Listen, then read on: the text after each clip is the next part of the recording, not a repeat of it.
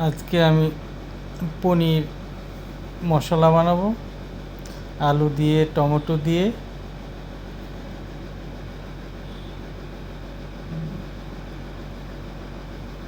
এখন আমি সরষের তেল দিয়ে দিলাম কড়াইয়ের মধ্যে।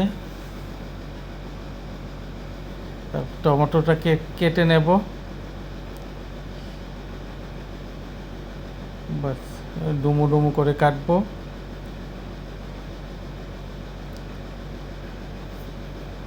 কাটা শেষ হয়ে গেলে আমি দিয়ে দেব তেজপাতা, শুকনো লঙ্কা, সব কিছু আমি নিয়ে রেখেছি। এই তো শুকনো লঙ্কা তেজপাতা দিয়ে দিলাম, তেজপাতা শুকনো লঙ্কা।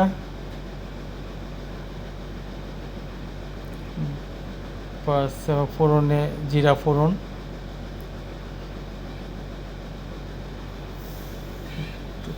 জিরাটা একটু লঙ্কাটা জিরাটা একটু হয়ে গেলে দিয়ে দেবো মশলা পেস্ট। বাস হয়ে গেছে মোটামুটি। আবার দিয়ে দিচ্ছি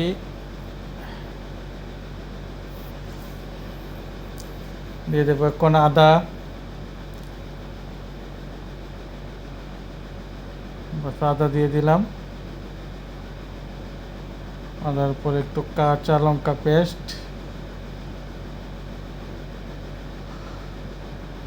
বন্ধুরা একটু আমি আপনাদের দেখাইনি, একটু তেলের মধ্যে আমি একটু দিয়েছিলাম, চিনি দিয়েছিলাম, তাহলে কালারটা সুন্দর আসবে, খেতেও টেস্ট হবে। এবার টমেটো, ডুমু করা টমেটো, কাঁচা লঙ্কা চিরা দিয়ে দিলাম। বাস একটু তেল ছাড়বে, একটু মশলা দিয়ে দিচ্ছি, জিরের গুঁড়ো, ধনের গুঁড়ো, হলুদ গুঁড়ো, লবণ স্বাদ অনুযায়ী।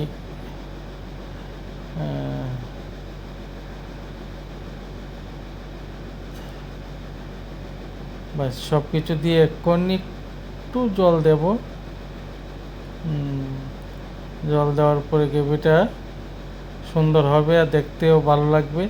একটু এবার একটু করবো, কাশ্মীরি লঙ্কার গুঁড়ো দিয়ে দিলাম। এবার নাড়াচাড়া করে একটু তেল ছাড়তে দেবো। এখন দিচ্ছে আপনার কাসুরি মেথি। এটা দিলে একটা ফ্লেভারটা আসে সুন্দর, খেতেও ভালো লাগে, দারুণ একটা স্মাইল আসে। তারপরে আপনার এখন তেল বেরোবে থেকে, মশলা থেকে। তারপরে দিয়ে দেবো পনির আর আলু।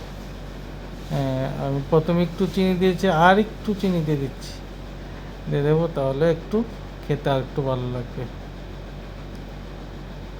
বাস এটা একটু পেস্ট, মগজদানা আর কাজু বাদামের পেস্ট দিয়ে দিলাম, যেহেতু পনিরের কারি। তারপরে দিয়ে দিলাম আলুটাকে একটু ভেজে নিয়েছিলাম।